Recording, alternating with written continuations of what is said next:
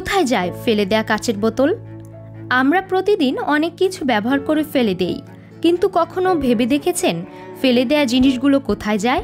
কি করা হয় ফেলে দেয়া জিনিসগুলো দিয়ে? বিশেষ করে কাচের বোতল, এটি আমাদের পরিবেশে কোনো প্রভাব ফেলে কি? ফেলে দেয়া কাচের বোতলগুলো রিসাইক্লিং প্ল্যান্টে পাঠানো হয়। সেখানে এসব বোতল বিশেষ প্রক্রিয়ায় পুনরায় ব্যবহারযোগ্য পণ্য হিসেবে তৈরি করা হয়।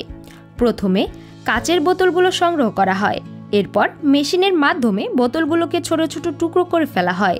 এই ছোট টুকরোগুলো গলিয়ে পুনরায় নতুন কাচের পণ্য হিসেবে তৈরি করা হয়। রিসাইক্লিং আমাদের পরিবেশকে রক্ষা করে এবং নতুন পণ্য তৈরি করতে কম সম্পদ ব্যয় হয়। এছাড়াও রিসাইক্লিং প্রক্রিয়ায় কর্মসংস্থানও সৃষ্টি হয়। ফেলে দেয়া কাচের বোতলগুলো শুধুমাত্র বর্জ্য নয়, এই জিনিসগুলো নতুন সম্ভাবনার এক উৎস। রিসাইক্লিংয়ের মাধ্যমে এই জিনিসগুলো নতুন নতুন পণ্য হিসেবে ফিরে আসে আমাদের জীবনকর্মে। তাই আসুন আমরা সবাই মিলে কাচের বোতল সহ সব ধরনের বর্জ্য রিসাইক্লিং করি এবং আমাদের পৃথিবীর পরিবেশ সুন্দর রাখি।